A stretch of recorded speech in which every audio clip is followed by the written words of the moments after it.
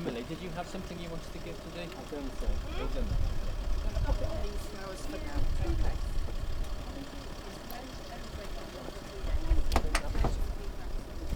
Isn't that lovely?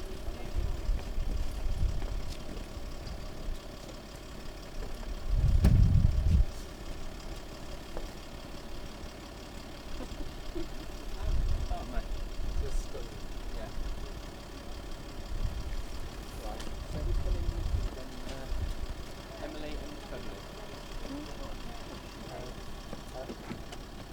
With you. Whoever wants to go with you. So George and me. Oh yeah, actually George. Okay, in the booth. There's the rose petals. There's also the roses sticking to the go as well. Okay. There, have lots of fun. Are you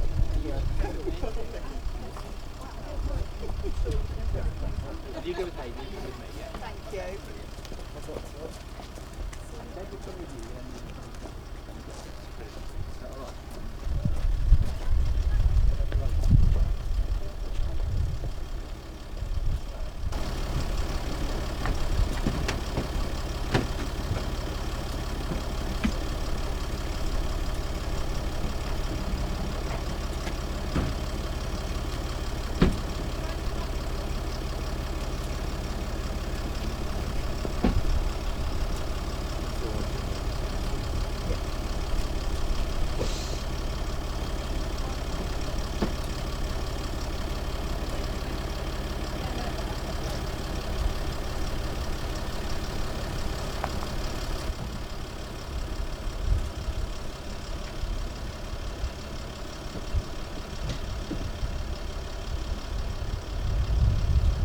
Of you.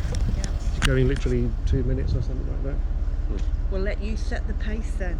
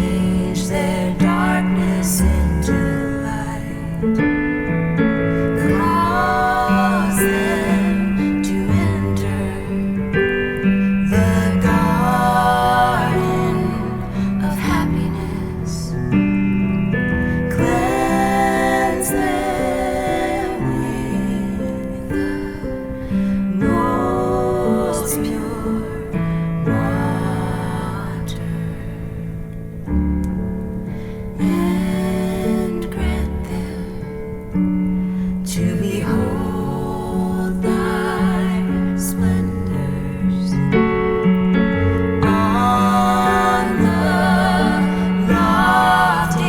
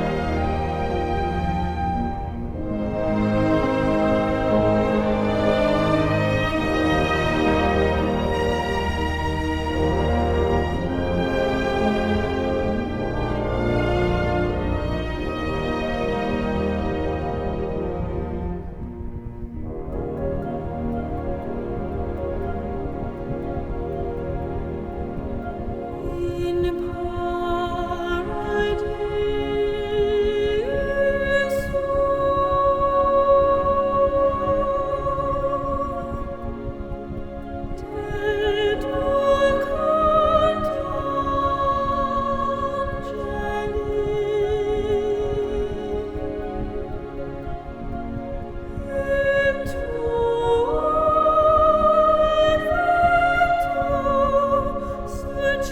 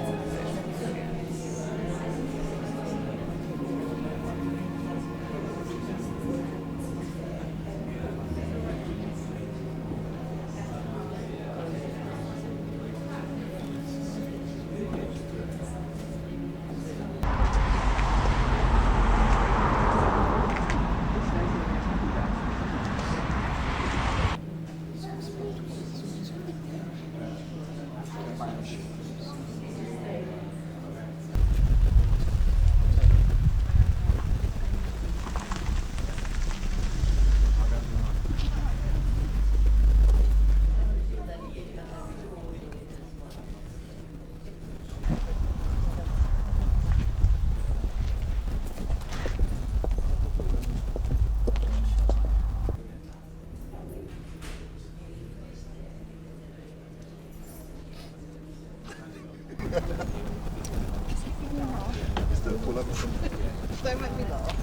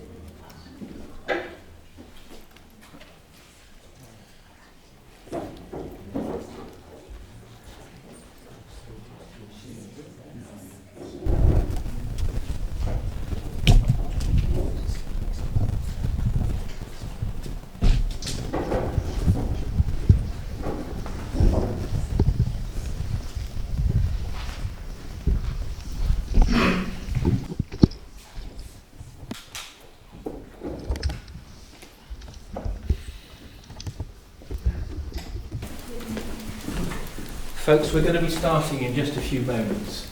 Can I ask you all a very big favour, please?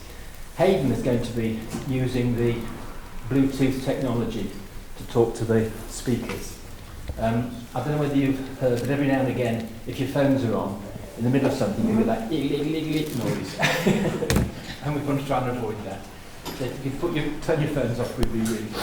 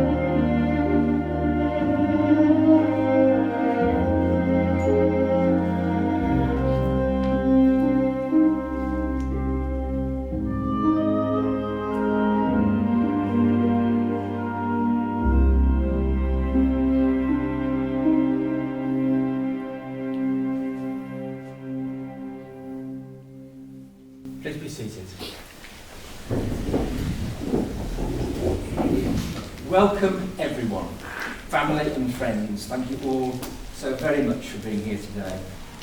Now, whilst this is an occasion which inevitably is tinged with sadness, we know that the very, very last thing that Mum would want is for anyone here to be sad. So, instead, let's smile and have a joyous celebration of a magnificent, beautiful, wonderful lady who touched and enriched the lives of so many people. Many of you will know that Mum was a committed member of the Baha community. And so who better to explain the journey of the soul than her very dear friend, Violet Owen.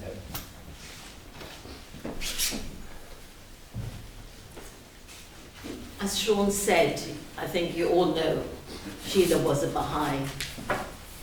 And the reason I'm so certain about that is that she never missed an opportunity to tell people about her strong faith and its teachings.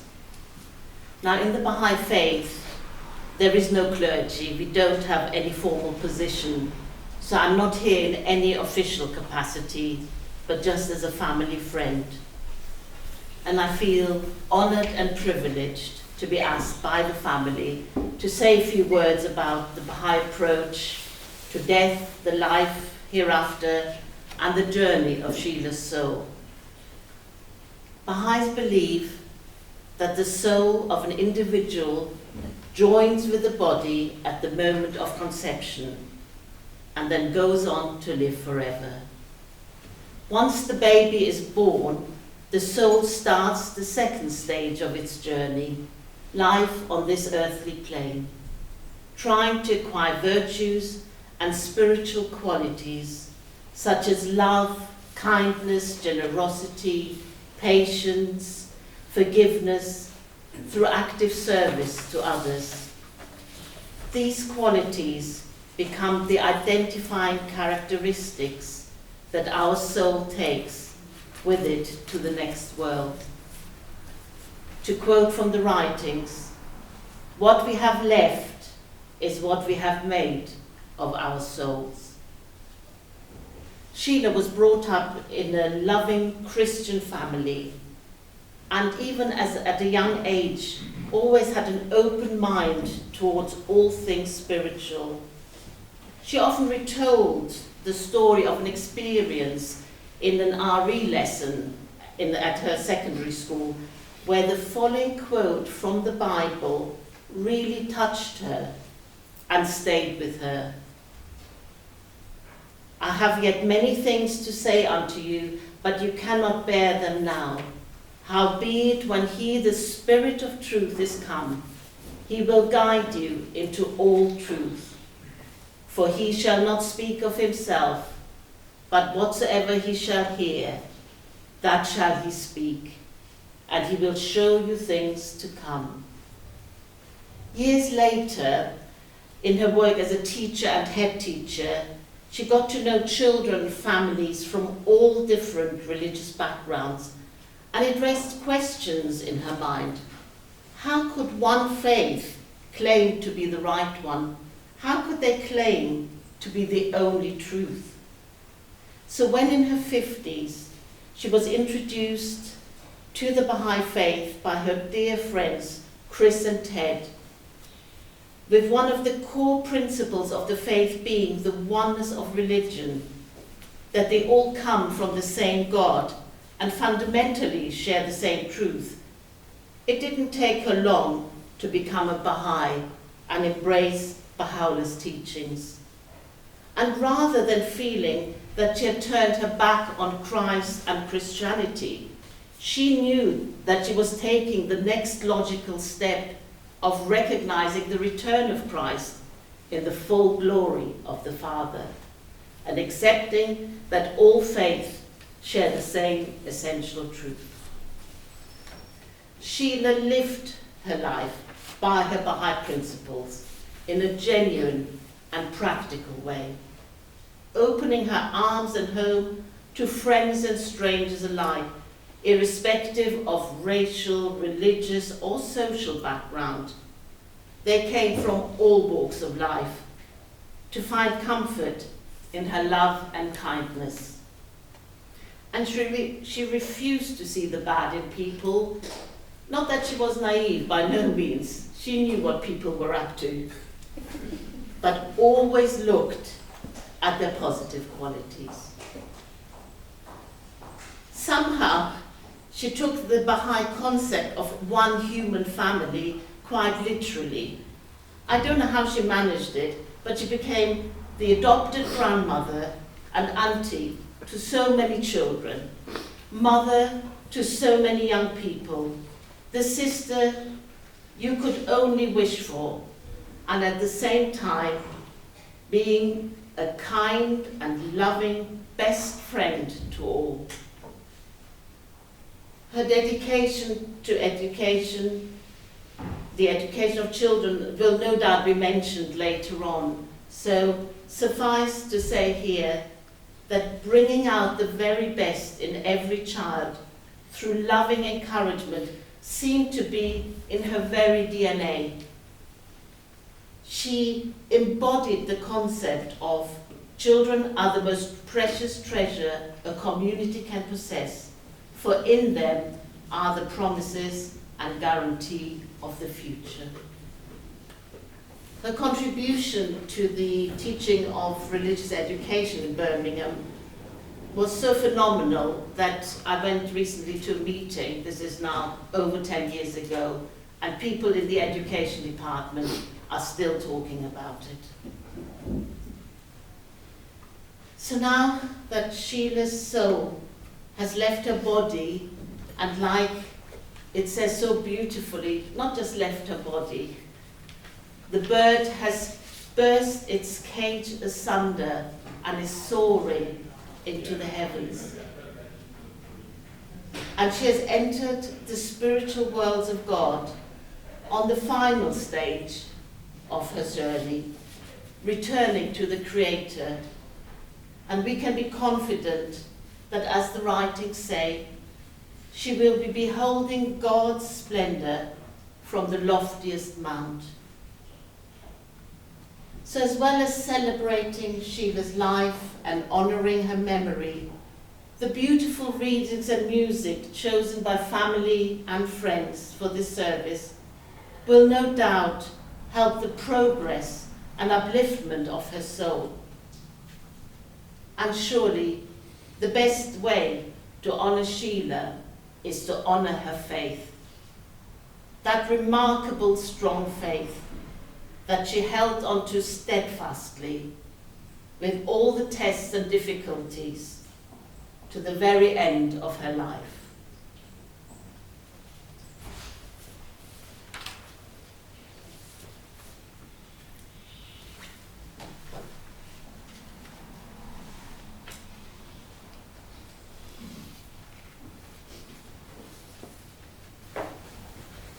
O Son of Man, thou art my dominion, and my dominion perisheth not. Wherefore fearest thou my perishing? Thou art my light, and my light shall never be extinguished. Why dost thou dread extinction? Thou art my glory, and my glory fadeth not.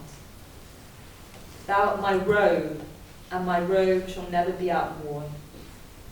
Abide then in thy love for me, that thou mayest find me in the realm of glory.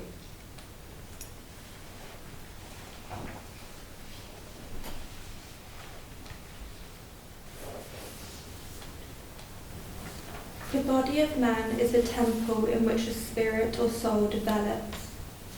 The body is the lamp and his soul the light therein. The spirit or soul is the very essence of life.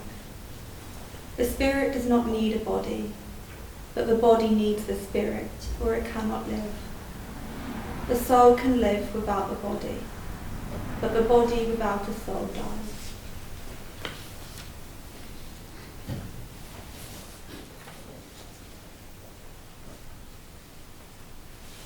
Know verily that the soul is a sign of God, a heavenly gem whose reality the most learned of men hath failed to grasp, and whose mystery no mind, however acute, can ever hope to unravel. It is the first among all created things to declare the excellence of its Creator, the first to recognize His glory, to cleave to His truth, and to bow down in adoration before Him. If it be faithful to God, it will reflect His light, and will eventually return unto Him. Thank you. Thank you for the beautiful explanation, Violet, and thank you for the lovely, lovely words. Whether you're a member of the Baha'i community or not, I'm sure you'll agree with me that those words will resonate with everything that good people revere. Let's take a moment, if we may, just to reflect upon that by listening to some wonderful music, and in fact one of Mum's particular favourites, For the Beauty of the Earth by John Rutter.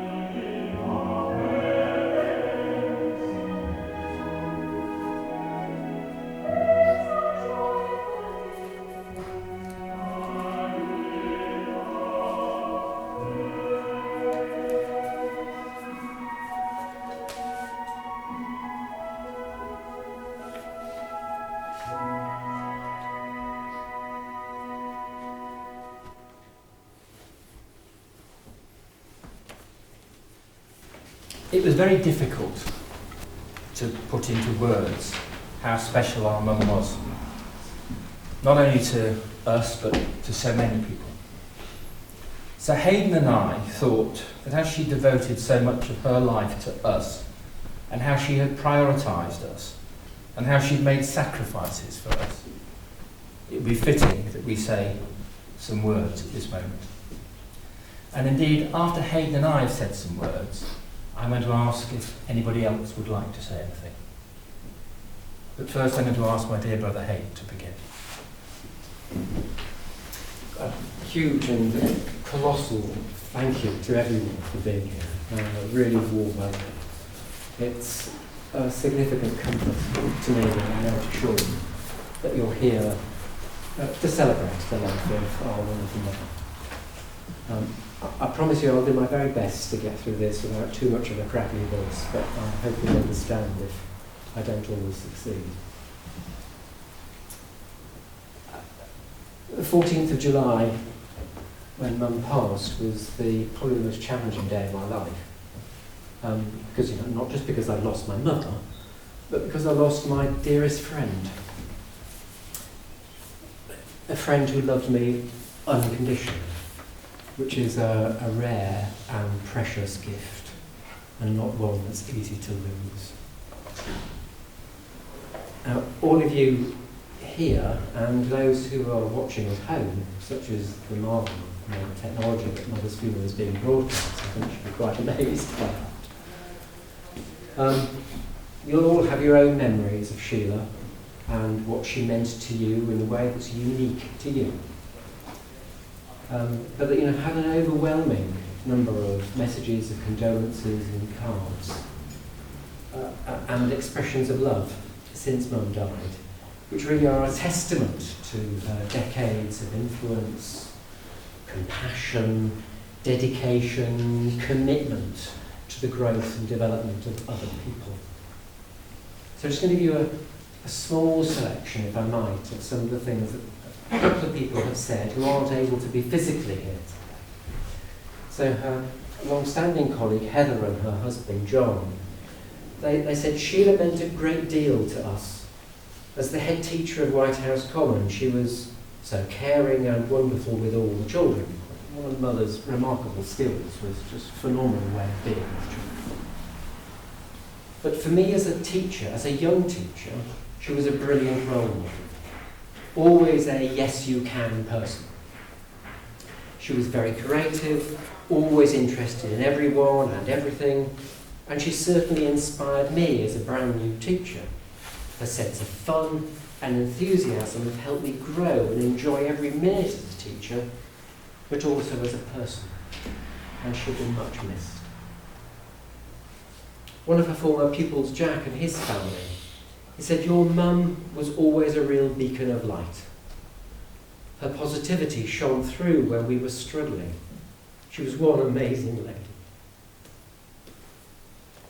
We have always remembered her little saying around life and living. It's not a race, she'd say. And we can hear her saying it now. Sheila was always so kind, so encouraging, and has always until now and always will remain in our hearts. Her friend Diane, who was a companion and helped me support Mum through some difficult times over the recent years. She can't be here today, but she wants to say to Mum, our special friendship was unique. Our strong bond was so powerful, I shall carry our strong, loving friendship with me always. I'll never forget your wisdom and advice. And most importantly, I'll not forget your infectious smile. Sweet dreams, sweet lady. Much love. Now, so many people, and what people recall about Mum is, just to be a bit artistic for a moment, is what William Wordsworth very mellifluously described as that best portion of a good man's life, his little, nameless, unremembered acts of kindness and of love. Of course, when you put them all together at the end of a life and reflect, they can often represent someone who is quite, and has been, quite extraordinary. But my brother and I have been truly privileged by a remarkable mother-son relationship. A mother who gave herself utterly to our growth and development. She fought with tenacity to ensure we had a secure home. And often, you may not realise this, she was quite an introvert. When you saw her out and about, she didn't appear to be. It's a quality that she and I share, about being always, when you have to put yourself forward, it's always out of the comfort zone. But Mother never did it for herself. She always did it because of other people. And fundamentally, she always did that for Shawn and for me. A lovely memory of mine. I have moments, lots of moments and memories when I could burst with pride thinking about my mother. But there was one in particular.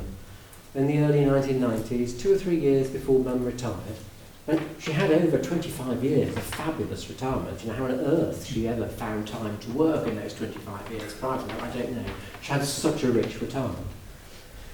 But in a couple of years before she retired, she was hosting a big event for hundreds of children and parents.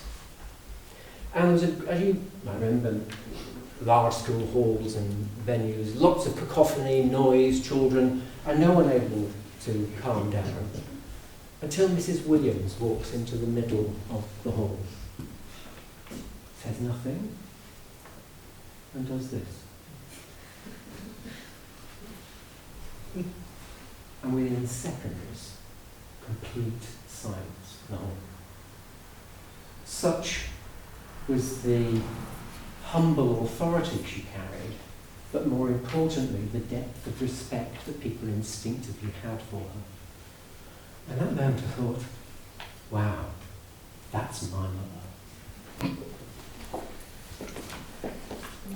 11 years ago, just over 11 years ago, it was apparent that Mum's mobility was becoming compromised. And we sort of had a conversation that, why don't we think about being together rather than waiting until you have to move? And so she gave up her beloved home in Suffolk Coalfield and moved in with me just at the time when I was moving to for work just outside of Lilbourne. And I suppose for those 11 years, increasingly I became her carer and her support. And that was a very difficult situation for her, a woman of phenomenal independence. And the last thing she wanted to be was to be dependent upon me.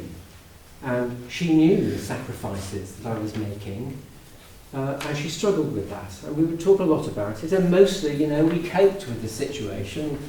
You know, we weren't paragons of virtue. There's occasional slamming of the doors and flouncing off in a huff and having all those sort of moments of temper that you can have as a human being. But they never last more than a few minutes. And then one of us would say, I'm sorry, I'm being an idiot, and a cup of tea, and then a good laugh. But it was difficult for her. But she knew that I would fight to ensure her safety. To my last breath, I would fought for her. And so would Shawn. And equally, we know that she would, however she'd been, she would have fought tooth and nail to protect us too. So, Mum, you know, for the past 11 years, it has been a huge privilege to share her life. But she knew it was going to be really hard for me to lose her. And I have a sense she struggled on and suffered for longer than she needed to because of me. So, about a year ago, finally, the universe brings my wonderful partner, George, into my life. And Mother was thrilled. She absolutely adored George. It was clear anyone who saw them together could see Sheila's response to him. Even in the last few days of her life in the hospice, the doctors and the nurses could see how Sheila would always resonate whenever George was near. And so George helped them realise that it was okay. I'm going to be okay. And it's okay to move forwards. And those of you who know her well will have known that she had a strong intuition and instinct, which was rarely wrong. And she knew she was close to the end of this life, and we talked a lot about it. And on the day we discussed her going into the hospice, which was to be the following day, by the way, it's a month ago yesterday that she went in, she knew that she needed to give me something really special. So to my surprise, to get your mobile phone out, I want you to video me saying a few words to you to remember. And she gave me this amazing, it's backed up everywhere as you can imagine, but I'm just going to share with you, if I can, just a couple of the words from it. And she says, "You have given me a wonderful home. You have been an amazing son to me, and I love you dearly. We weathered the storms together. We have always done so, and we always will. I shall be waiting for you. I shall be waiting for you when your time comes." And then she blows me a big kiss. Thank you.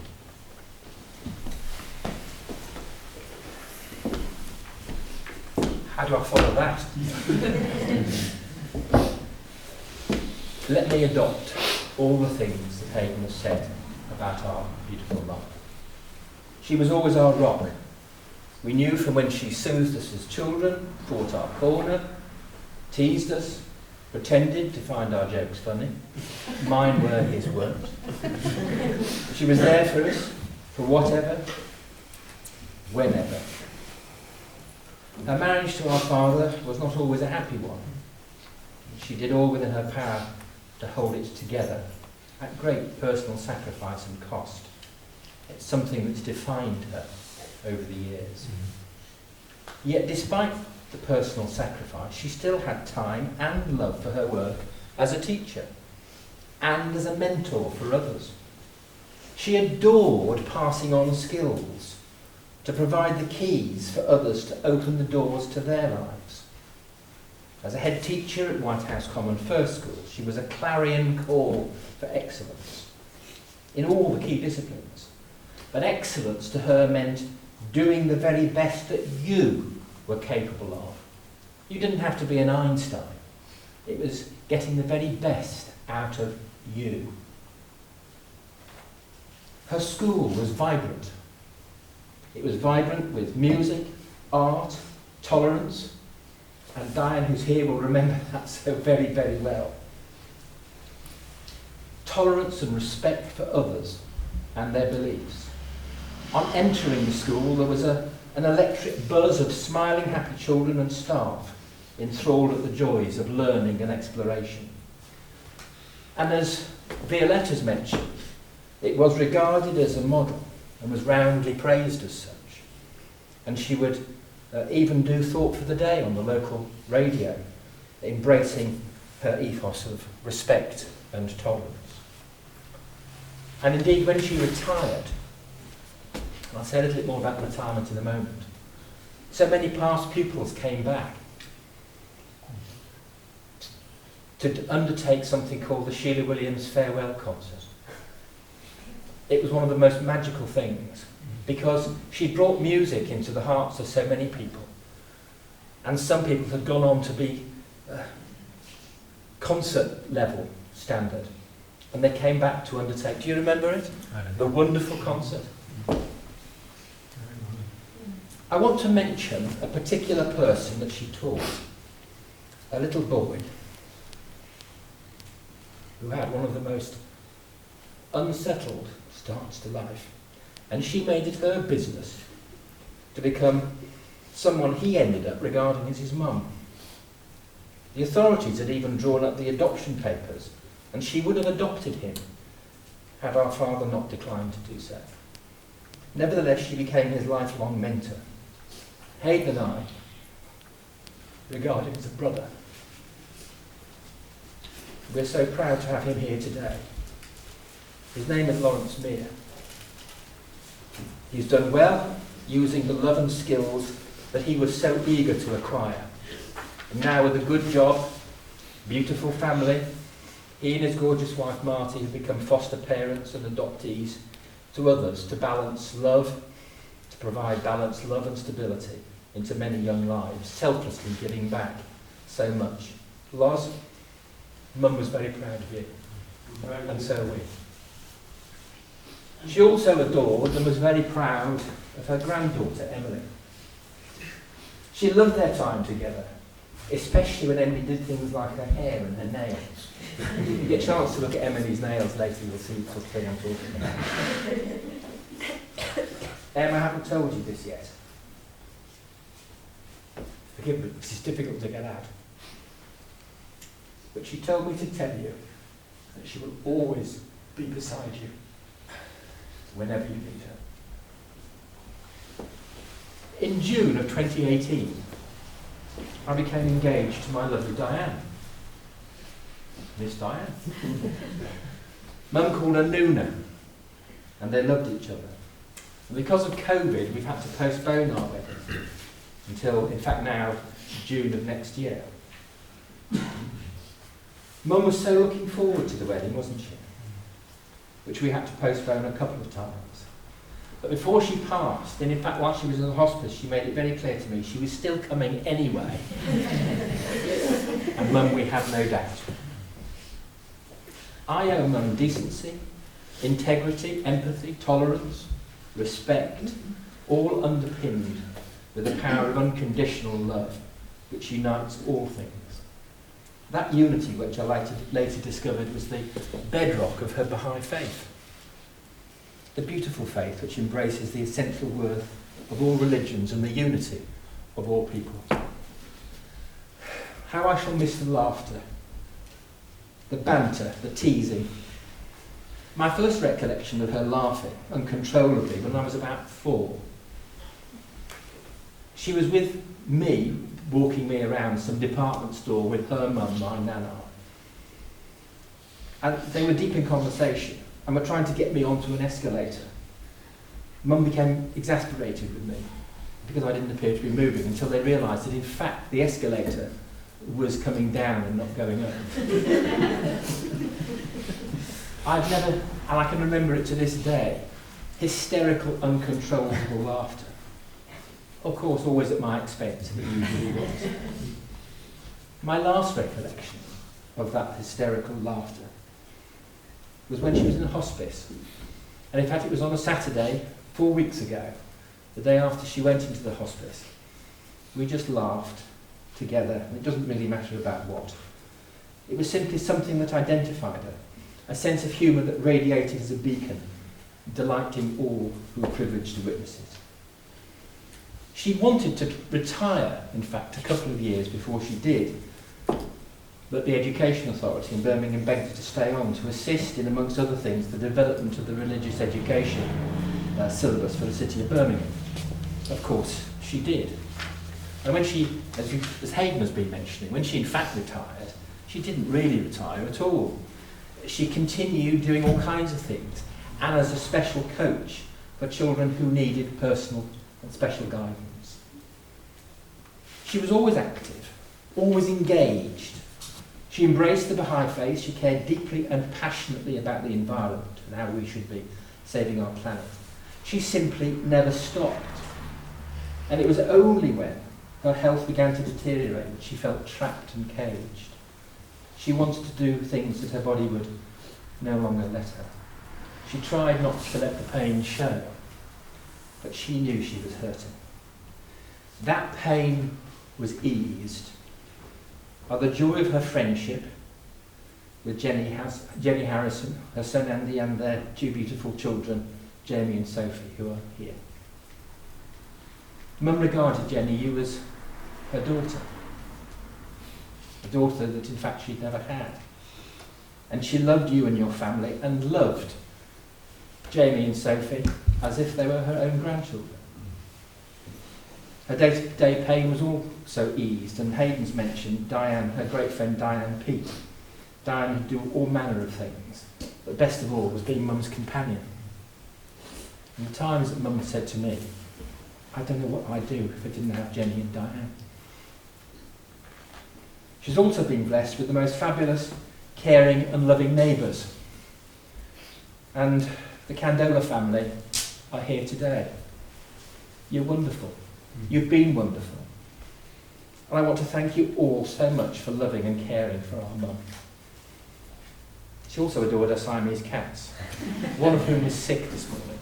I mean, come on, but yes. Oliver and Hannabella, and the things that she did for those cats. When Hadyn and I were speaking about what we were going to say, we both independently remembered the words of William Wordsworth. And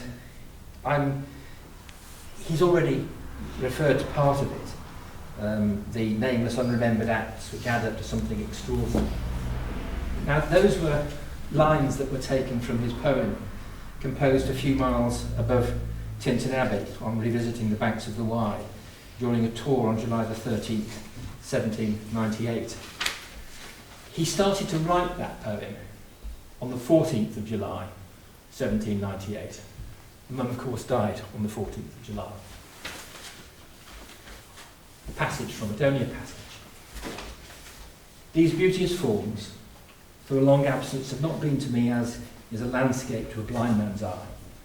But oft in lonely rooms amid the din of towns and cities I've owed to them, in hours of weariness, sensations sweet, felt in the blood and felt along the heart, and passing even into my purer mind with tranquil restoration, feelings too of unremembered pleasure, such perhaps as have no slight or trivial influence on that best portion of a good man's life, his little nameless unremembered acts of kindness and of love.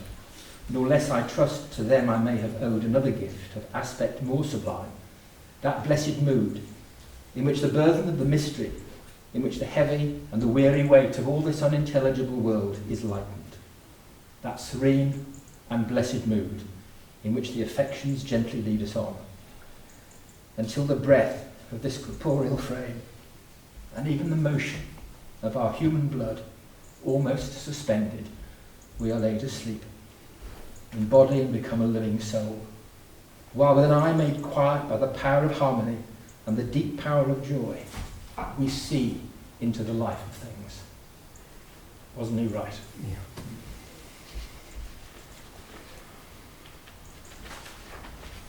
Mum spent her last few days at Warwick Mighton Hospice, and Hadyn and I simply can't praise highly enough the staff there. They were truly magnificent, weren't they? And indeed, you will see from your orders of service that the donations are to Mighton Hospice through the undertakers. They are truly magnificent. On the evening of the 14th of July, Hadyn and I knew that she was still fighting to be there for us. Her boys, trying not to let us down. And Hadyn and I, supported by his magnificent partner George, were at her bedside. I held one hand and Hadyn the other. We told her how wonderful she'd been to us, how we owed everything to her, how much we adored her, but it was now time to let go and walk into the immaculate light where her mum and dad were waiting for her. It was time for her to soar. She held us both and shed a tear and then flew away. I remembered these words because she wasn't in pain anymore, and we couldn't have her back like she was. When God saw you getting tired and the cure was not to be, he put his arm around you and whispered, "Come to me." He didn't like what you went through, and he gave you rest. His garden must be beautiful. He only takes the best. And when we saw you sleeping so peaceful and free from pain, we wouldn't wish you back to suffer that again. Today we said goodbye, and as you take your final rest, that garden must be beautiful, because you are one of the best.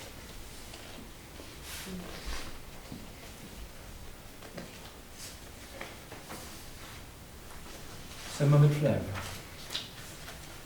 And it seemed almost inappropriate until I thought hard about it. I don't know how many of you actually watched The Shawshank Redemption. Probably a lot of people have seen The Shawshank Redemption. And Morgan Freeman, who played Red Redding.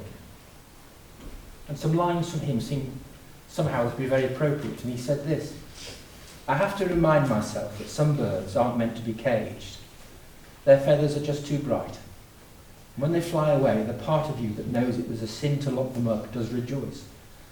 Still, the place you live in is that much more drab and empty. They're gone." Some years ago, I myself wrote these lines. I recalled them because although Mum physically has gone, her body, she's here. Her soul is here. Her soul is moving on that journey that Violet has so beautifully described. And what I said was this: "Let me stand with you at this hour and share the joy, the warmth, the power of laughter, friendship, endless love complete, that wrenches pure victory from desolate defeat. Open wide your eyes, shed no tears, put away your sad face, grim mood, darkest fears. I am beside you, smiling, warm and bright. Feel me shining through the immaculate light. Do not say goodbye and walk away. Instead, look to me, open your heart and say, embrace me, hold me, be ours still. My loves, hear me whisper, I always will." Mum, you're now flying, as you were always destined to do, to soar into the eternal immaculate light, where Hadyn and I know, and as she said, she'll be waiting for us. Her arms outreached, with the same indefatigable love, and smiling the same iridescent smile that we can all remember so well, and see on the picture here beside us. God bless you all. Would anyone else like to say anything? Emily.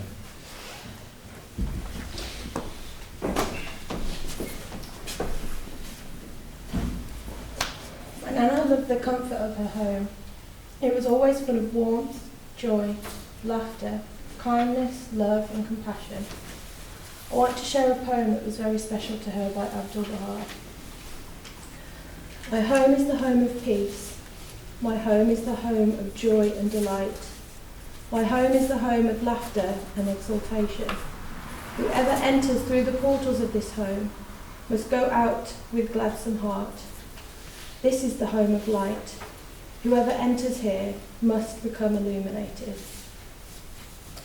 Your guidance and influence on me during our special times at home has made me the woman I have finally become. I love you, Nana.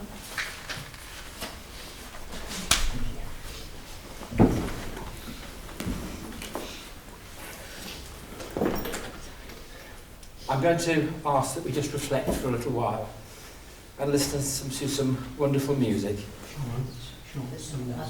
Oh, there are some other people. I'm so sorry. Who would like to say something? I'm so sorry. Please do. I'm old now. I can't see as well.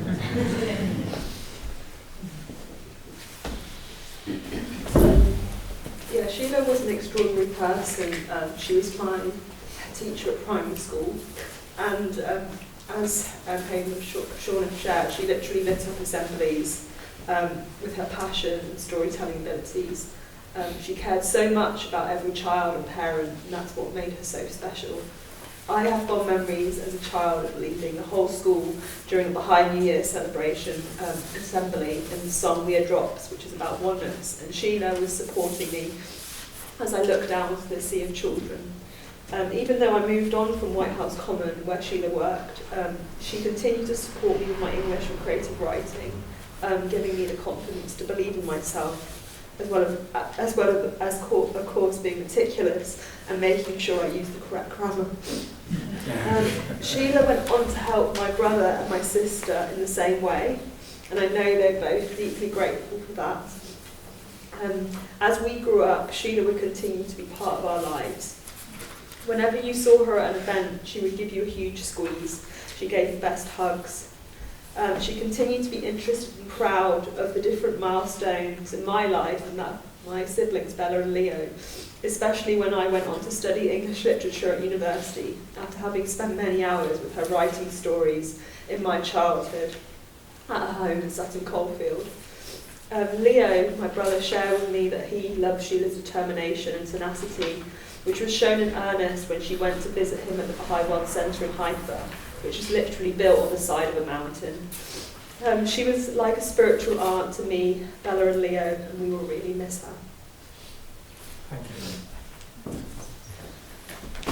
Please. I think I stop here, rather than I can't stand up. No, stay where you are, please. Wherever you're comfortable. I think beside the friends and the family, I think I'm the longest one, because I've been in England nearly 60 years, and since Sheila became a Baha'i, I know her. I'm sorry. A wonderful friends, and I always remember, I know Hadyn when I ring. Hello, darling. Hello, darling. Oh, it's hello, darling. That's what I miss most.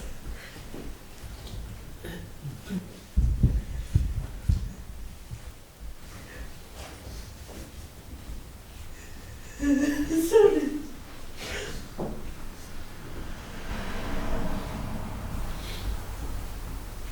She was a wonderful friend.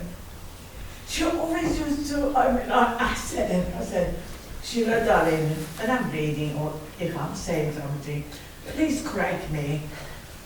I know I've been here for so long, but with the grammar and everything, obviously, I used to get it, wrong. And she always used to correct me. No, you don't say that. You say that this way. And she knew I loved to correct myself, and I used to. And I shall miss.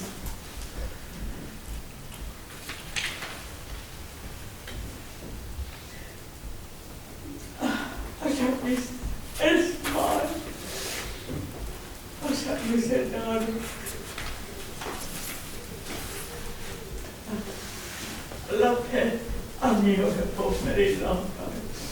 Obviously, she became a Baha'i as the son and some friends through Christine and Ted. Now, Christine, obviously, she became a Baha'i through me because I was a nurse at Kutub Hospital. And she was my patient. Christine Richard was my patient. And become a friend like a little sister to her, and we made a friends. It's a long story, they become a Baha'i. And then, obviously, as she would work at this school with them, I think she was a head chef or something at this Cottesmore school. I think my Stephen and Paul, my two boys actually went there for some time, but I don't remember that long ago. And so Sheila became a Baha'i, and from that was a long time. And I really miss you, darling. I do miss you. I do. And Thank you so very much.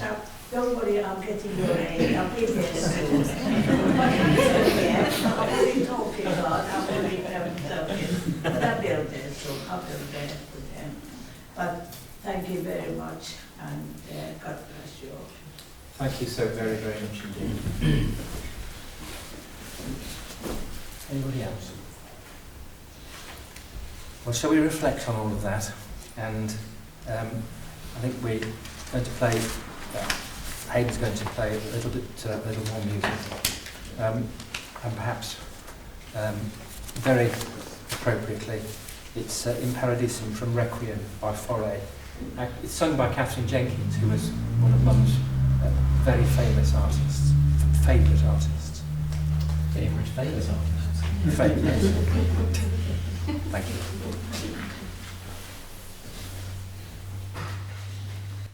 This is the melody.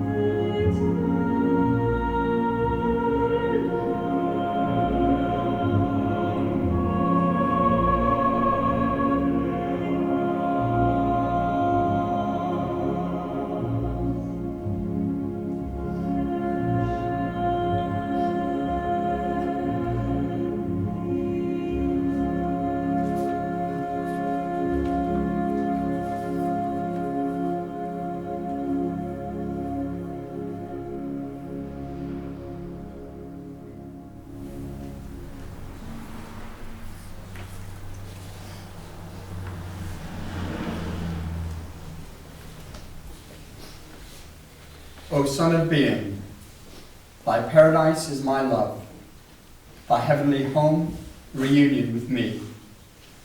Enter therein and tarry not. This is that which hath been destined for thee in our kingdom above and our exalted dominion.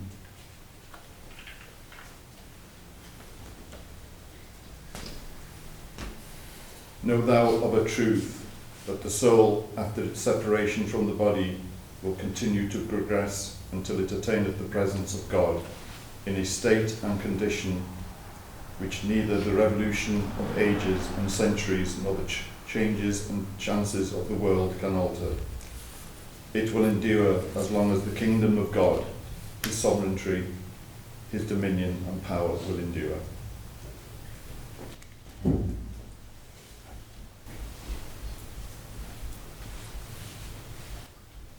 Death proffereth unto every confident believer the cup that is life indeed. It bestoweth joy and is the bearer of gladness. It conferreth the gift of everlasting life.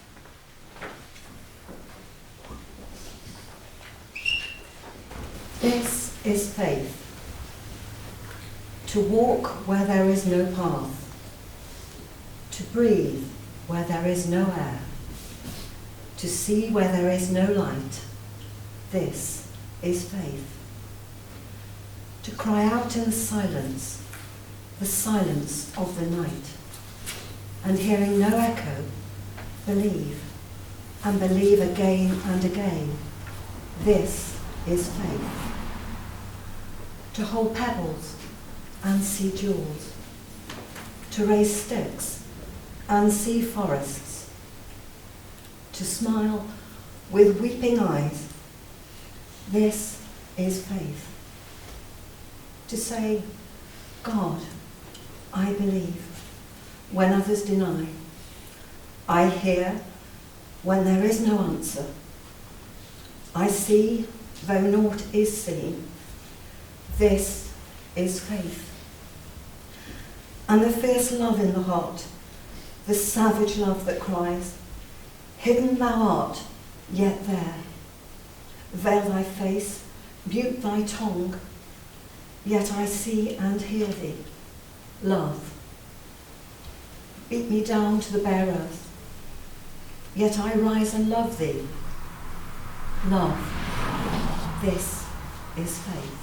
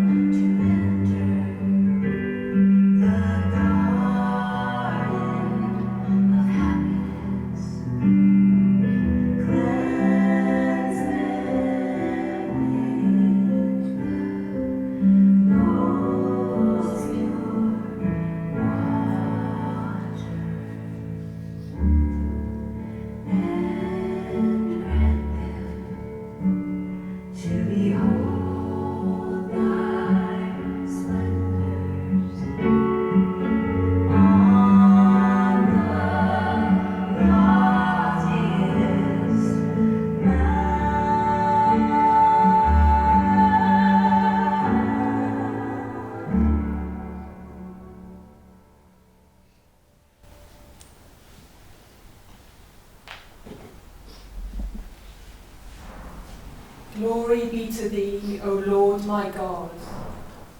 Abase not him whom thou hast exalted through the power of thine everlasting sovereignty. And remove not far from thee him whom thou hast caused to enter the tabernacle of thine eternity. Wilt thou cast away, O my God, him whom thou hast overshadowed with thy lordship? And wilt thou turn away from thee, O my desire, him to whom thou hast been a refuge? Canst thou degrade him whom thou hast uplifted, or forget him whom thou didst enable to remember thee? Glorified, immensely glorified art thou. Thou art he who from everlasting has been the king of the entire creation and its prime mover, and thou wilt to everlasting remain the Lord of all created things and their ordainer. Glorified art thou, O my God. If thou ceasest to be merciful unto thy servants, who then will show mercy unto them? And if thou refusest to succour thy loved ones, who is there that can succour them? Glorified, immeasurably glorified art thou. Thou art adored in thy truth, and thee do we all verily worship. And thou art manifest in thy justice, and to thee do we all verily bear witness. Thou art in truth beloved in thy grace. No God is there but thee, the help in peril, the self-subsisting. Amen.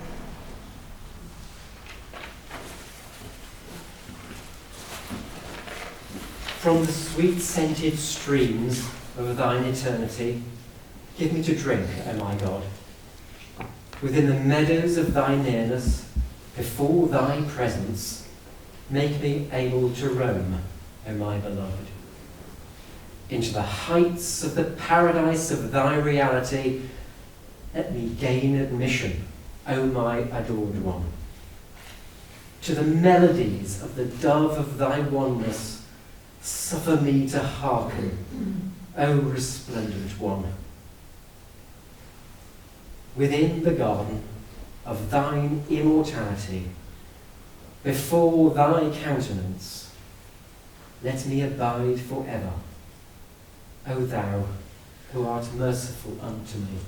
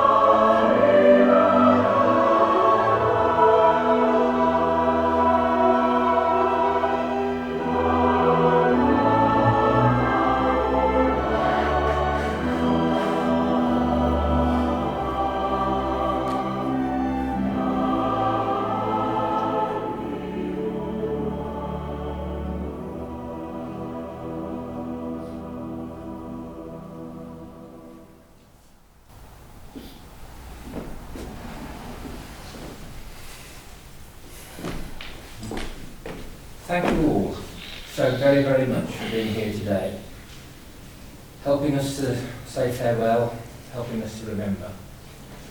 Thank you very much for everybody who's taken part. Thank you very much to you for simply being here. Thank you to Beverly, who has done so much to help to set up the hall. She loved you very much, as you know. Thank you to George, who's also helped greatly. And you also have the benefit later on of some wonderful cuisine. I say I'm to spare her blushes at the back, but Sammy J. Squire, who is quite a famous chef, she's taken some time out from working on the Great British Chef to be here to help put together a spread, which I hope you're going to help us demolish a little bit later. What I'm going to say very briefly is this, that there will be a little bit of music as Mum is taken from the hall, and then there will be an interment act, as you can see from your order papers, on the Greenhaven Woodland burial ground, which is only a short distance from here. For those of you who want to come and join us for the burial, please feel free to do so. If you want to stay here and have a few drinks, have a tea or a coffee or something, then please do so. You're more than welcome to do whatever you wish. I mentioned Warwick Mighton Hospice. Please, if you can, give something to that through the undertakers. We'd be very, very grateful. Perhaps some brief closing words in this form.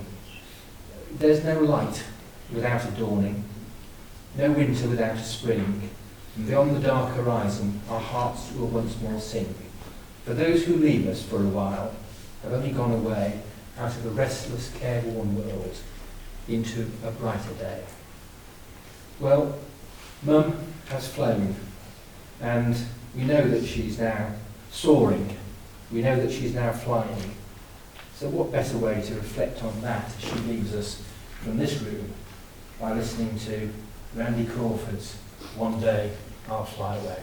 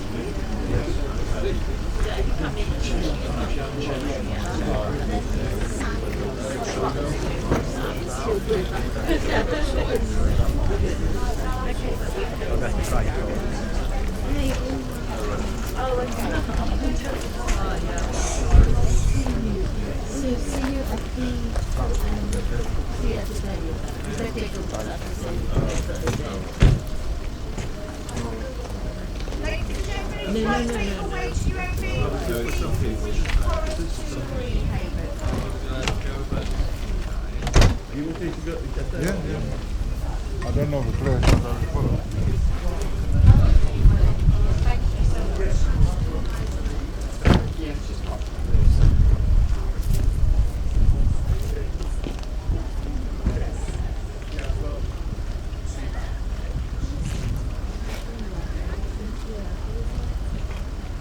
Yes.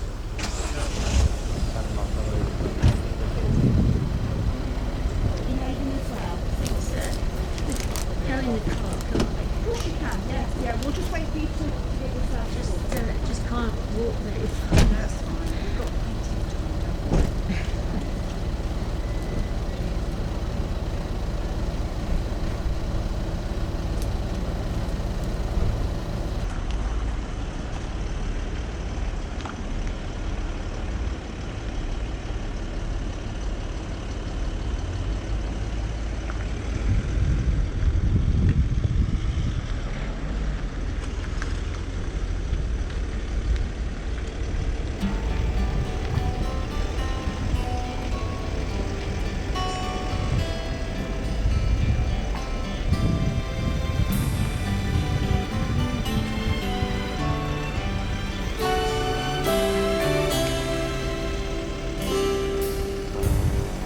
Must have been cold there in my shadow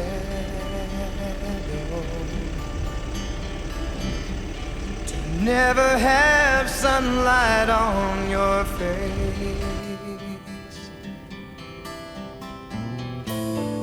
You've been content to let me shine. You always walked a step behind. I was the one with all the glory, while you were the one with all the strength. Only a face without a name. I never once heard you complain. Did you ever know that you're my hero? And everything I'd like to be.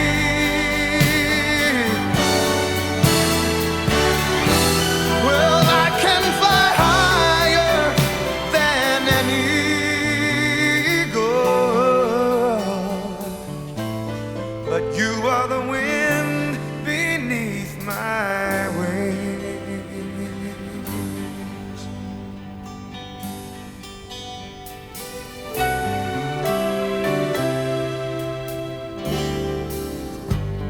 It might have appeared to go unnoticed, but I've got it all here in my heart.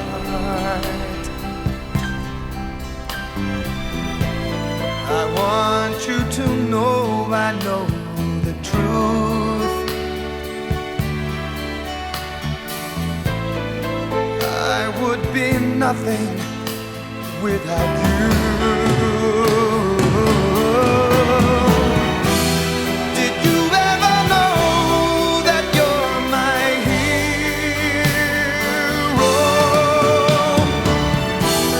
And everything I'd like to be.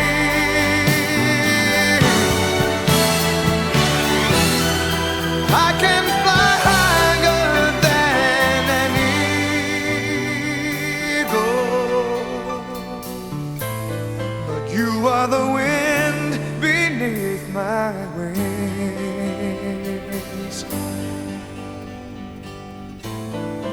You are the wind beneath my wings.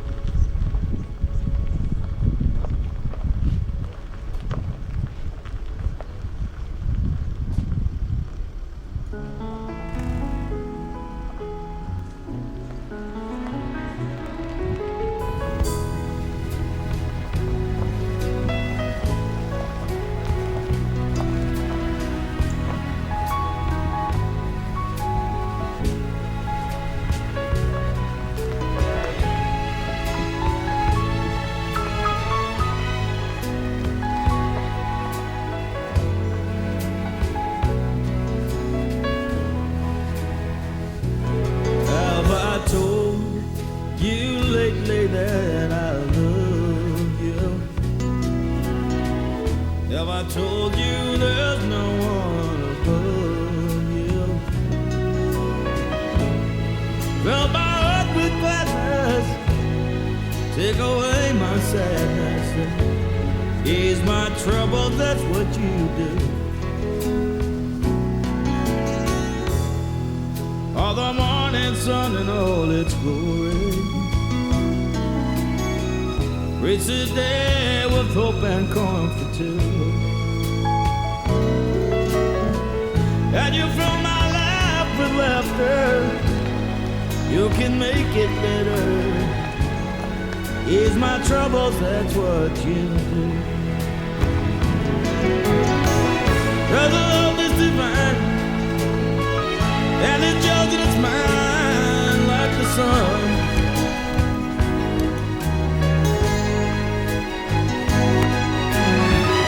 At the end of the day, we should give thanks and pray to the one. Say, have I told you lately that I love you? Have I told you there's no one above you? Fill my heart with gladness, take away my sadness, ease my troubles, that's what you do.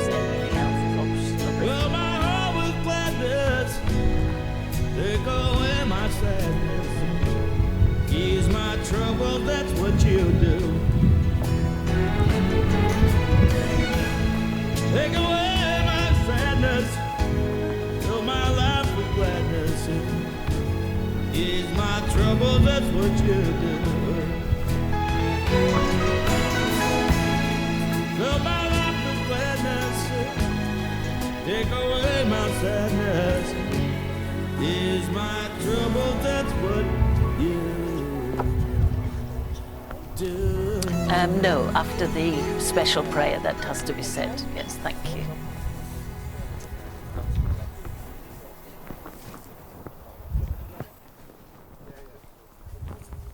Please, do you want to come forward a bit if you, huh? Say again? No. Shall I? Or because I wasn't sure whether you would or not, you see. Just do it spontaneously. Give this to somebody else.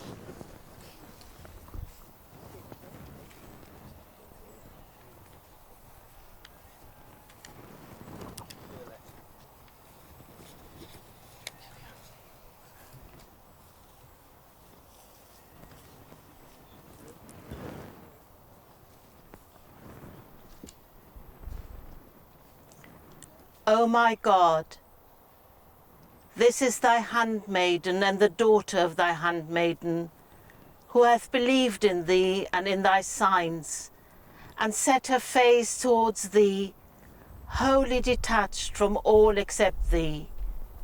Thou art verily of those who show mercy, the most merciful. Deal with her, O thou, who forgivest the sins of men and concealest their faults, as beseemeth the heaven of thy bounty and the ocean of thy grace. Grant her admission within the precincts of thy transcendent mercy that was before the foundation of earth and heaven. There is no God but thee, the ever-forgiving, the most generous. Allah Apa. We all verily worship God. We all verily worship God. We all verily worship God. We all verily worship God. We all verily worship God. We all verily worship God. We all verily worship God. We all verily worship God. We all verily worship God. We all verily worship God. We all verily worship God. We all verily worship God. We all verily worship God. We all verily worship God. We all verily worship God. We all verily worship God. We all verily worship God. We all verily worship God. We all verily worship God. Allahu Akbar. We all verily bow down before God. We all verily bow down before God. We all verily bow down before God. We all verily bow down before God. We all verily bow down before God. We all verily bow down before God. We all verily bow down before God. We all verily bow down before God. We all verily bow down before God. We all verily bow down before God. We all verily bow down before God. We all verily bow down before God. We all verily bow down before God. We all verily bow down before God. We all verily bow down before God. We all verily bow down before God. We all verily bow down before God. We all verily bow down before God. We all verily bow down before God. Allahu Akbar. We all verily are devoted unto God. We all verily are devoted unto God. We all verily are devoted unto God. We all verily are devoted unto God. We all verily are devoted unto God. We all verily are devoted unto God. We all verily are devoted unto God. We all verily are devoted unto God. We all verily are devoted unto God. We all verily are devoted unto God. We all verily are devoted unto God. We all verily are devoted unto God. We all verily are devoted unto God. We all verily are devoted unto God. We all verily are devoted unto God. We all verily are devoted unto God. We all verily are devoted unto God. We all verily are devoted unto God. We all verily are devoted unto God. Allahu Akbar. We all verily give praise unto God. We all verily give praise unto God. We all verily give praise unto God. We all verily give praise unto God. We all verily give praise unto God. We all verily give praise unto God. We all verily give praise unto God. We all verily give praise unto God. We all verily give praise unto God. We all verily give praise unto God. We all verily give praise unto God. We all verily give praise unto God. We all verily give praise unto God. We all verily give praise unto God. We all verily give praise unto God. We all verily give praise unto God. We all verily give praise unto God. We all verily give praise unto God. We all verily give praise unto God. Allahu Akbar. We all verily yield thanks unto God. We all verily yield thanks unto God. We all verily yield thanks unto God. We all verily yield thanks unto God. We all verily yield thanks unto God. We all verily yield thanks unto God.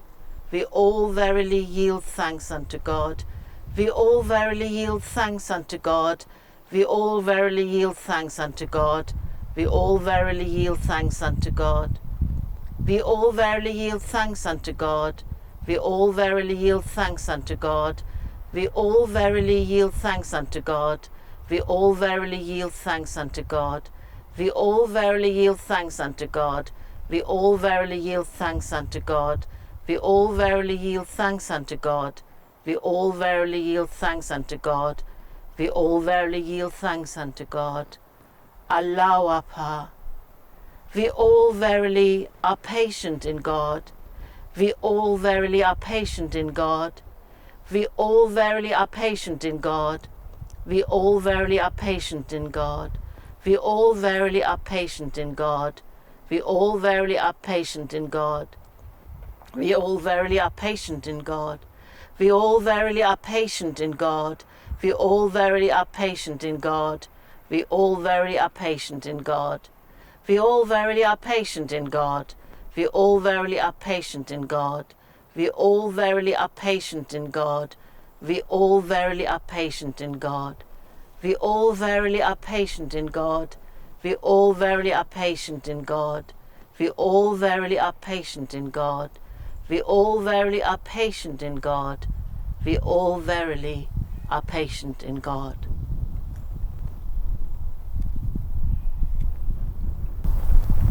We all come from God, and unto Him do we return. We all come from God, and unto Him do we return. Like a river flowing back to the ocean, like a ray of light returning to the sun. We all come from God, and unto Him do we return. We all come from God, and unto Him do we return. Like a river flowing back to the ocean, like a ray of light returning to the sun.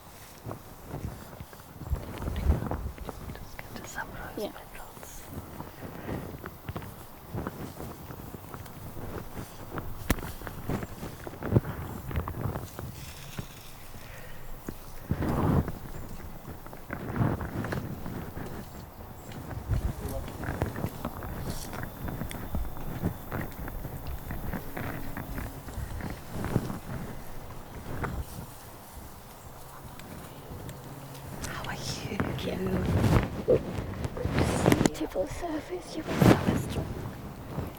She must be very proud of her most. Gosh, she's so fond of you. Neighbours We always all talked gonna about love her her. sick name. And I miss her She's so left much. us so many beautiful memories. We just hadn't got enough time with Yes. her. And how proud she was of the children. Yes. She showed me the pictures of them, the graduation pictures. And she's always been proud of you Always, all. but always encouraging. Yeah. This is the She was. And we know she's in God's care. Yes, She didn't deserve absolutely. to suffer the way she did.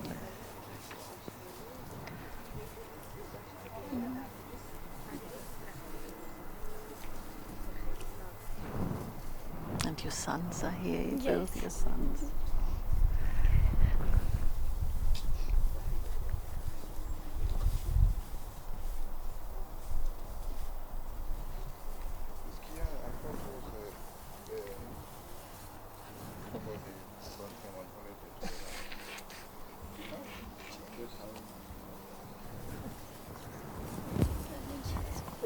Very proud of you.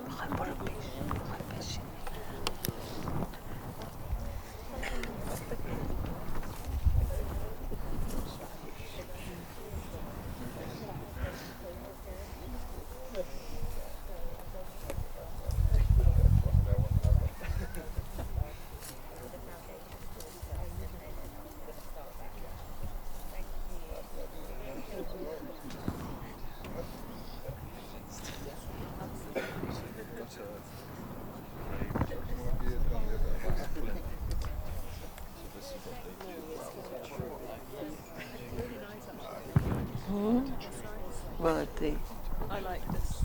the Woodlands.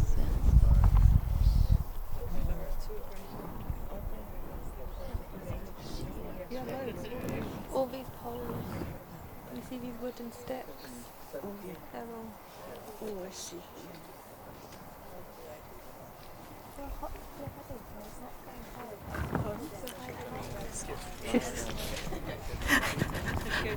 Otherwise you may hear things you don't want to hear.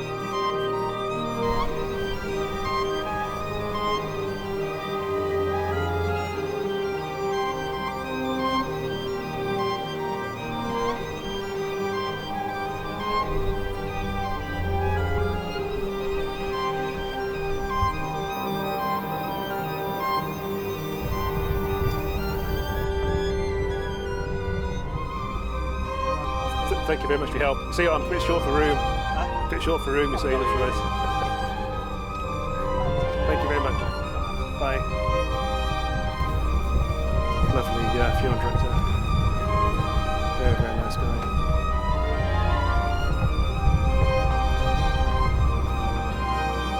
So much better for the family as well, where you have funeral directors who are like this company, who work really well.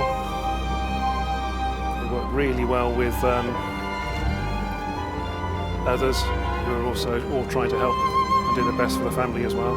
You don't always get it. You'll be surprised. Fortunately, there are many who are very good, but it's not a given.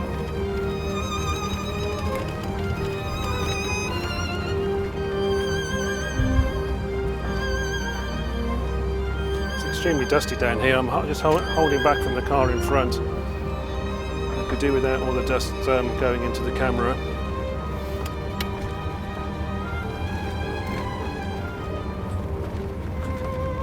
I'm not really under any enormous rush now. So the live streaming is going to continue. I'm here for another hour, and hopefully the live streaming. I noticed when I got to this burial site that the streaming looked as though it just began to buffer momentarily and then resumed fine again. Now, I came here 2 days ago to test all this out, and I found the same but worse because my settings were asking too much.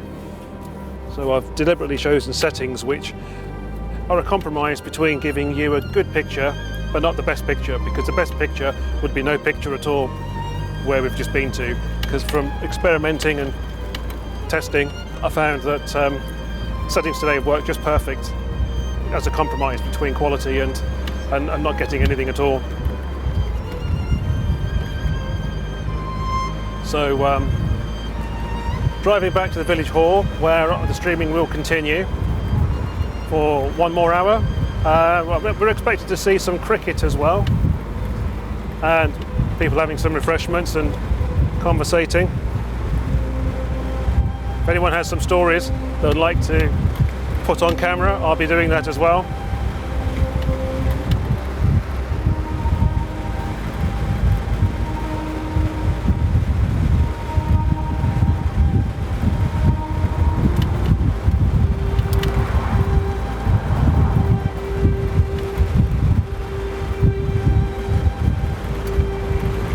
This kind of filming won't be in the final film.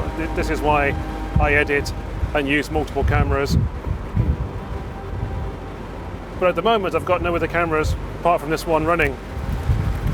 When we drove here we had the camera on the back of the hearse filming the cortege, which you haven't seen, which is why it's a very good idea if you can check with Hadyn and family and come back and see the edited film. I normally say about 2 weeks. If I can do it quicker, of course I always will do. I am very busy at the moment, so I will stick with the 2 week window. So if you can come back and have a look at the edited film. There was 3 cameras inside the village hall for the service, and I've used a separate handheld one, and then I've had one on the vehicle as well. So 5 cameras, a lot of microphones, in the region of about 6 or 7 inside the village hall, which I then balance and create the best sound possible. It's difficult when it's live. It's not done for a TV studio where it can all be set up and there's a whole team of people. I'm working on my own. I have to do everything. And it's not for the cameras. It's not. I don't like to impede. I don't impede. I don't choreograph anything. It would be wrong for me to do so, I believe. So it's all. I do a lot of planning. Don't get me wrong, but I have to adapt to what happens, where people are speaking from. I didn't know exactly where people were talking from beforehand. So we're back at the village hall now, and I will get this camera out and place it somewhere, and then I'll get ready and I'll come back to it and then see what we can film here. But for the time being I'm just parking up, getting the camera out, give you a view. and then I'll find what's going on. I'm just going to park over here.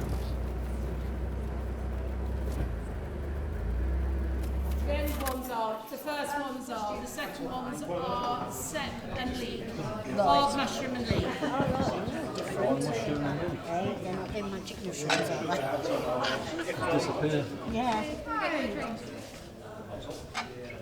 Glass of wine, glass of beer, wine, water, juice, lemonade, tea, coffee. I've got orange squash and blackcurrant squash. Sparkling or still, sir? Still. Oh, good. That one does. God, you've been in trade. I was telling you that. You know, thinking for dancing, let me grab that. Coming back.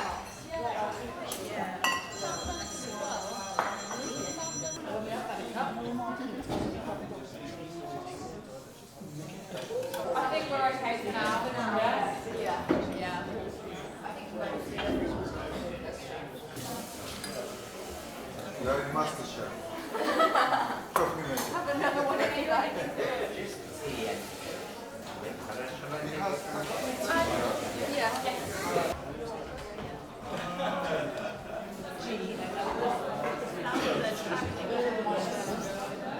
But they're beautiful. You can have extra water.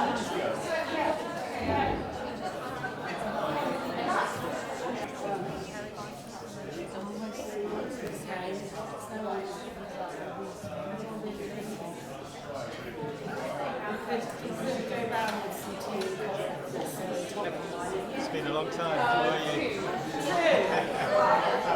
How did you get your strings? Yeah, still or sparkling? No, not really good.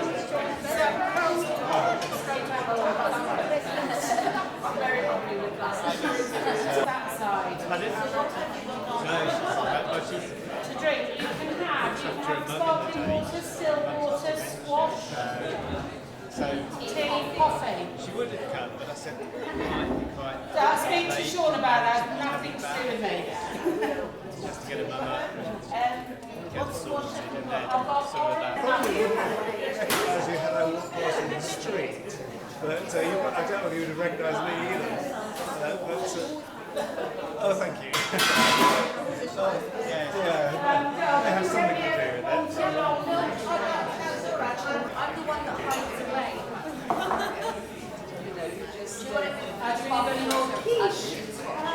I'm darling. Still oh yeah, give me get the empty one, darling, and I'll do another one, yeah?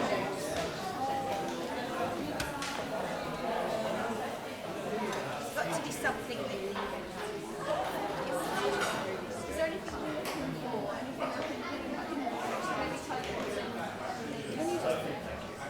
I'm not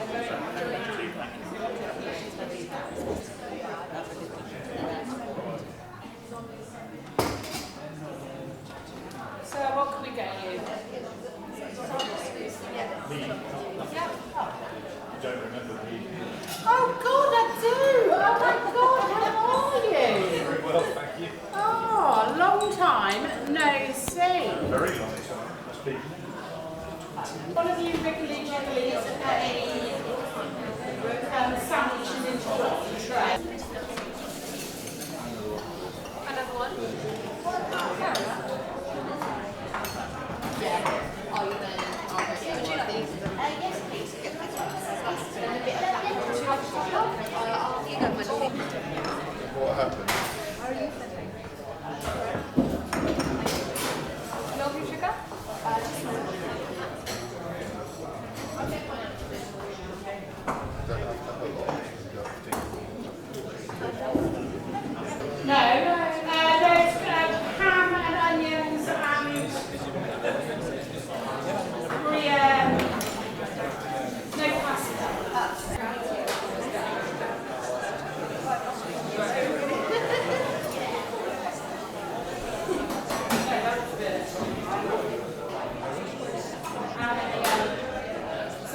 we go around with some teas and coffees? Yeah, coffee upstairs, that would be great. So if you take 1 jug of milk from the teapot, yeah, and then on our coffee and a jug of milk.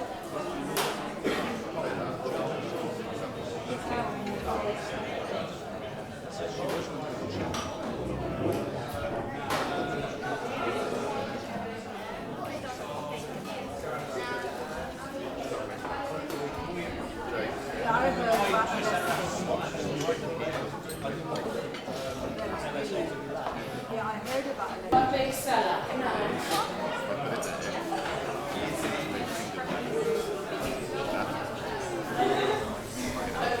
Everyone's going to try it, haven't they? Oh, would you like a drink?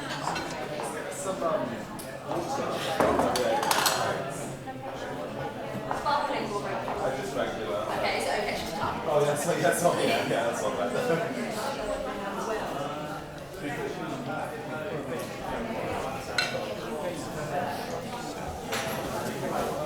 The girls are going round the teas and coffees, yeah. They should fill you up, otherwise I'll have to beat them up.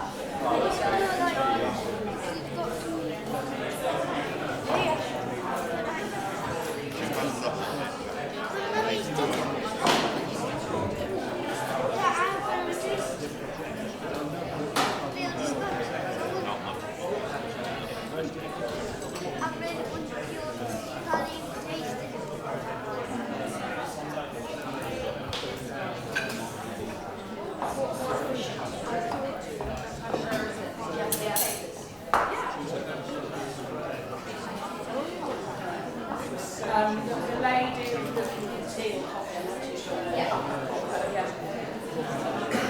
Condom, can you put that one out? Yeah. Great. Next tray coming out.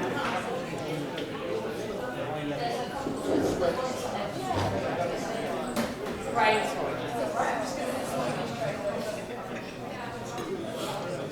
Brilliant. George has got 2 plates of stuff.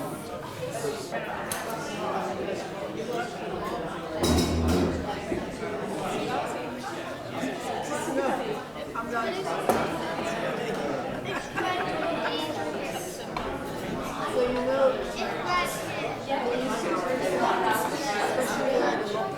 Yeah. You know what? It might be worth doing that. Just get around and say, take some patience. Yeah.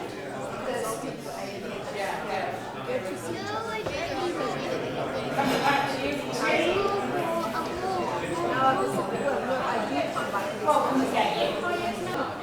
Cup of tea. Let's go round. I'll make another pot. Okay. That's all right. Fresh one. Milk.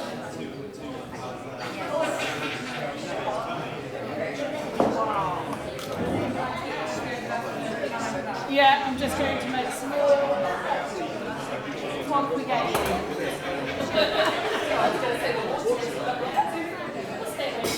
that makes sense. Smart choice.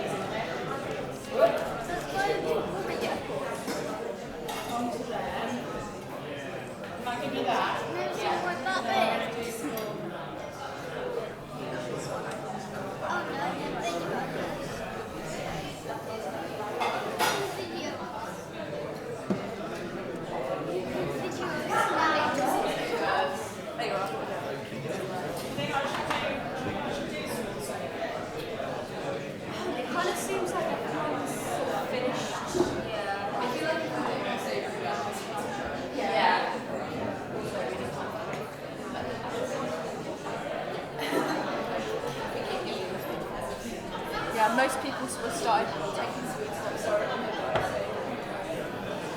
Well, about that. Yeah, exactly. Would you like a tent for them? No.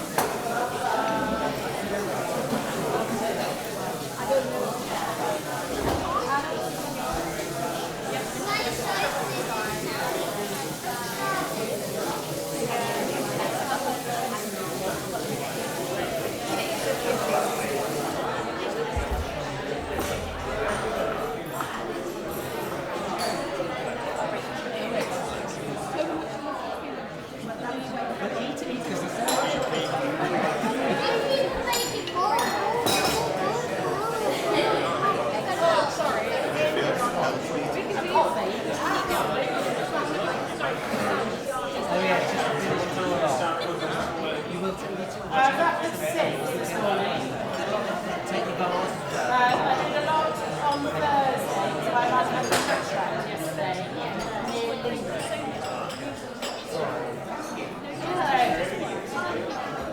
So yeah, she was over there having that done. So I had to go on Thursday night to drive her yesterday afternoon to go and have that done to get back. They're lovely, aren't they? Luckily, Connie lives on my road, so everything's opens out, so I can park. Yes, exactly. Stop, one of Yes. It's like when you tail. So they're all fresh. Yeah. Yeah. A pleasure.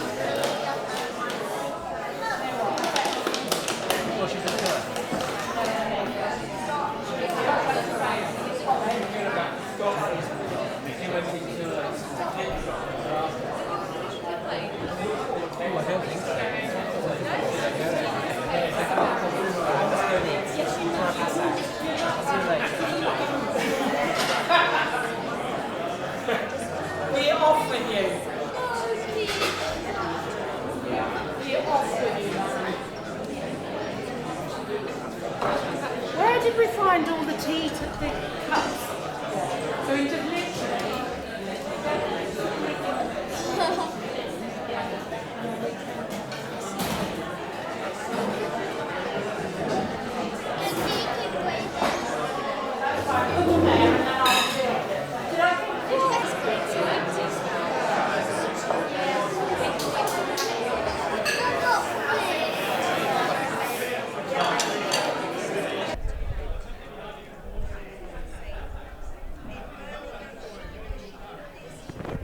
Hello, my name is Mitra and I've come from Nuneaton, where I live, and I'm a member of the Baha'i community in Nuneaton. And I have met Sheila just a few times. I didn't know her very well, but really over the years when I've lived in this area, I have always heard wonderful things about her and her many talents and her ability to integrate with different people, and the work she did with interfaith and the education of children, which was mentioned today in the service as well. And I just thought I'd come and pay respects to this wonderful lady and her family. So it's been really lovely, and you can see a testament to her many talents and friendships by the people who are here, and the variety of backgrounds and nationalities and faiths and everything who have attended the service. So it's been really a really lovely way to remember her. Thank you.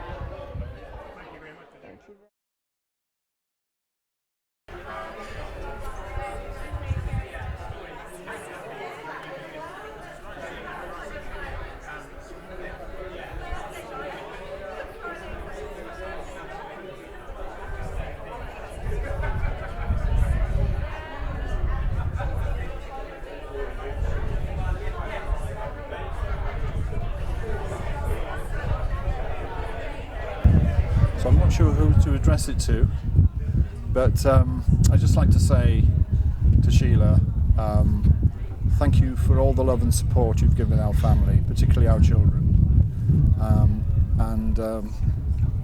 On my behalf anyway, I'll never forgive you for entering me into the school race for adults. Yes, and Sheila, yes, my best friend, but also always my head teacher to the very end. And even when you weren't feeling very well, every now and then that little finger used to come out and used to say, "Look here, watch this," and wagging your finger. And I used to know my place then. Thank you for the support of our family. Sharing one memory of Sheila specifically is a really difficult task. So I thought I'd share the immediate feeling that comes to mind when I think of her. For me, it's gratitude. Throughout my whole upbringing, when it came to my education, connection with my faith, and my overall development as a person, Sheila was a constant.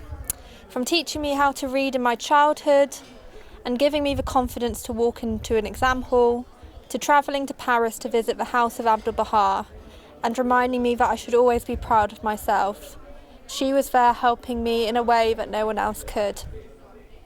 The love she so effortlessly expressed, her ability to speak and read so kindly yet majestically, and her presence that made you feel so comforting is for me what made her such a unique person. We've all come across the notion of leaving our mark on the world before we pass on to the next, but it's with so much ease and undeniable evidence of people like myself and the rest of my family, and others that Sheila have touched even, that I say she is a perfect example of what it means to leave a mark. And that's why when you're asked to share memories of someone as unique as Sheila, it's a difficult task, because a memory is often infers something of the past. But if it wasn't for Sheila, I wouldn't be who I am or where I am today. Leaving a mark is something that's lasting, and how Sheila taught me and what she taught me will continue to influence and inspire my life well into the future. Thank you, Sheila. Thank you very much. So for me, one of Sheila's qualities that always inspired me was her determination. And one example of this was back in 2015 when I was serving at the Baha World Centre. Despite her mobility issues, she still came and visited me in Israel, 4,000 kilometers away. And I'll never forget how she climbed up all the steps to my apartment. And it just shows that she will never not do anything out of love, and she'll never let anything stop her, particularly when she wants to do something out of love. And also you could never not be attracted by the warmth of her words and her actions, her smiles, her hugs, even the little things like tapping at the window or at the door whenever I'd come to see her at her home in the boulevard, receiving a sticker for writing a story, or hearing stories of her own. As well as Sheila being unique and special, she had a gift of making others feel that way, and she would always point out or identify the positive attributes that people have that they wouldn't see in themselves, and she would remind you of your goals, your achievements, how far you've come. So I still very much feel that whether you're around her for a long time or not, she will always be part of your journey, and she still is, and we're always part of hers. Thank you, Sheila.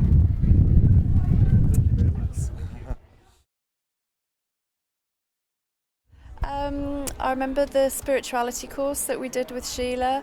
It was when I was a very baby Baha'i, and I remember wearing this skirt basically to my very first Baha'i meeting, where I obviously met Sheila for the first time and met my husband for the first time. So I wanted to wear the skirt today because she would talk about it afterwards. She would talk about the beautiful skirt. So lovely lady.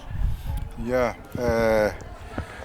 I met Sheila in 2001, summer 2001, and I was lucky to meet all the Baha'i that day because there was a book release from Canada.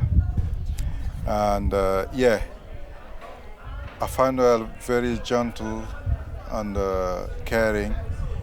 And then I found out we had the same birthday.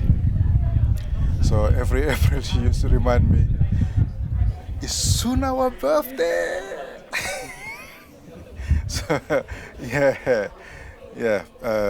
she was very fond of of our kids as well. She was special. Yeah. Thank you. Lovely, thank you very much. You don't look that old either. Pardon? You don't look that old either. There's one more if you Yeah. don't mind. Just one more if you Please don't do, mind. yes. No, I don't look that old. Yeah, I got a good gene. Sheila Williams is very special to my family, the Academy family, from my grandmother all the way down to my daughter.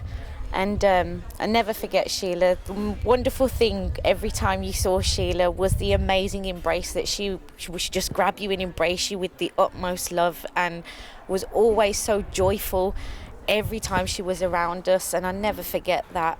Another thing, my 16th birthday in our Baha'i family, Violet arranged for all of us to go to Scarborough, and I was turning 16 on the day that we got there, and between Sheila, Bev and Violet, they decorated my whole bedroom with balloons and streamers and everything, and just made it the most amazing birthday I could ever possibly have had. And Sheila, you were a big part of that, so thank you for that. I will love you forever, miss you forever. My grandmother, Farinaz, all of us, we love you dearly, and we know you'll still be here with us along the rest of our path. God bless you, Sheila. We love you. Thank you. Sorry. Hi, Sheila. Even though you're not here with us, I know that I think a lot about you. It was a privilege to know you. My kids, the fostering you helped me with, the lads, Shawn and Hadyn, always were there when I really did need them, and you was as well. There was many times that you pulled me out the mire, as well, I think of it. and you were a mum to me, always, and you'll always be. I may not have had a mum, but if there was one, it would have been you. I'm privileged to have known you, and I think anybody who did know you was privileged as well, because you were so special, and there'd be nobody else in this world that I would want to be my mum. And I know that with Hadyn and Shawn, they, said it today, and I didn't know what to do. So thank you, and it's a privilege. I don't know what else to say now. So thank you, bye.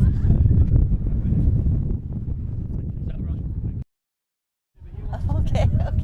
Thank you so much. I just wanted to say it was such a delight to know Sheila, and I'd sort of sometimes I rang up for her to consult with her with different things, and she gave such lovely advice. And she's always so happy to talk to you on the phone later on, and I remember her beautiful gatherings she used to have at her house. I just, my mum just passed away, and I bet they're having a party up there. So it was just a joy to know her. She was such a generous lady. Yeah, thank you, Sheila. Wish you all the best. See you soon. Goodbye. Thank you. Today we've heard lots about Sheila's wonderful, wonderful qualities, and I endorse absolutely everything. She was marvellous. She was also quite naughty at times. She got the cheekiest sense of humour and could be incredibly irreverent, and the two of us would just giggle together about something naughty. She was an absolute one-off, and I know that her family and the people closest to her are going to miss her terribly. Okay.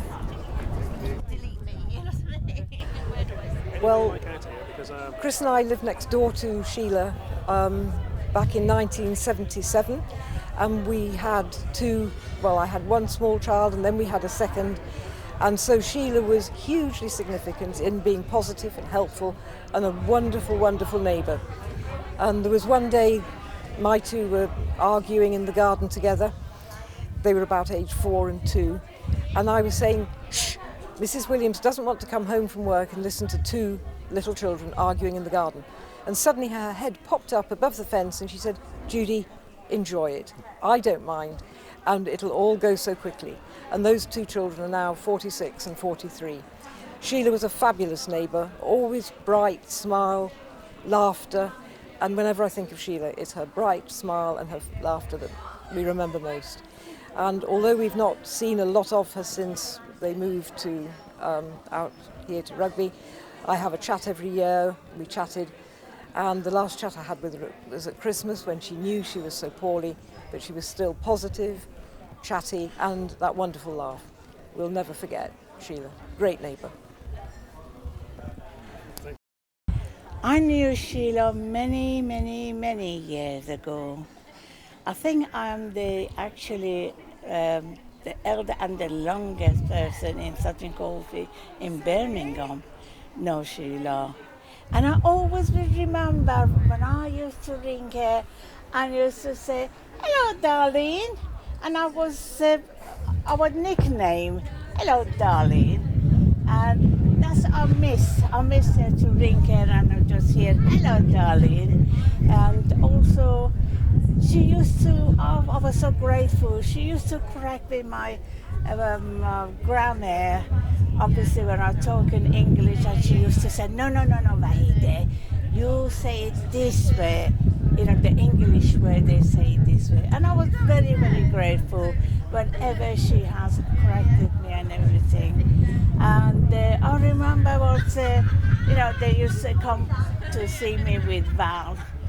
What a big fish and chip portion, and they come in and we sat there and eating the fish and chips, and it was lovely. And then we went to see her house, and I miss her. I mean, I don't know. I know she's gone to the better place, and I know we all will go one day. we all go there and probably meet her again. And we probably, as soon as she will say, "Hello, darling, you're here now to meet me." But God bless you, darling, and I do miss you in this world. But I hope at least you're out of pain now, sweetheart. Thank you. I believe your son's met her occasionally as well. Yeah, I've Yes, met her a few times, obviously at the parties when I was at Mum's. So yes, she's a lovely lady, I have to admit. She called me an honorary Baha'i. So no, it was very nice. So yes, thank you. Yes, she was very, very kind, very kind. Yes. She's, Seemed very down to earth as well. Oh, she was Very down to earth. She was absolutely, she was unique. That's the word. She was unique lady she was, really. You can't describe her. She was so, as Quite my bubbly son as said, well. bubbly, down to earth. Always laughing. Always laughing. I remember her smile and everything, and never show her if she was poorly or I never show her she was, she used to cover it well. Yeah. And I do miss her. I love her very much, but anyhow, rest at peace, my darling.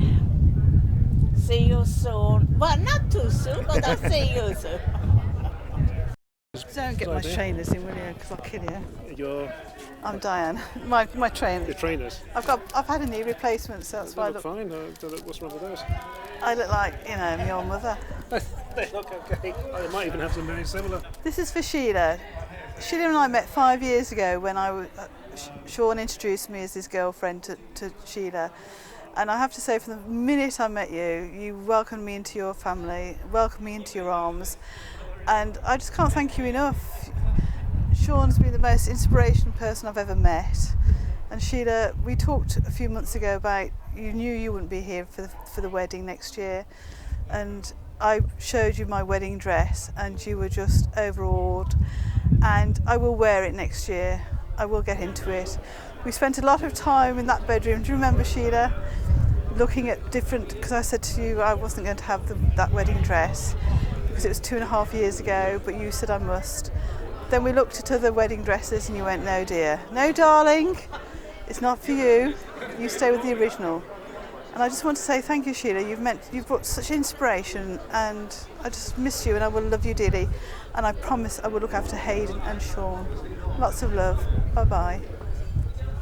Hi Nana, love you always. Hi Sheila, just wanted to say a perfect day. So sorry you're not here. Love you always. Thank you.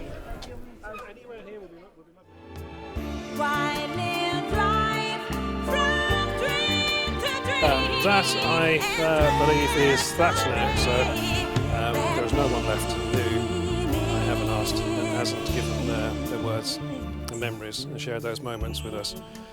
There's very few people left, and everyone who's left has said something, or one or two have declined. So thank you very much. That brings to conclusion today's live streaming. Thank you for staying with us, and our memories and best wishes for the family, and thinking of Sheila. Thank you. Goodbye. One day I'll fly away.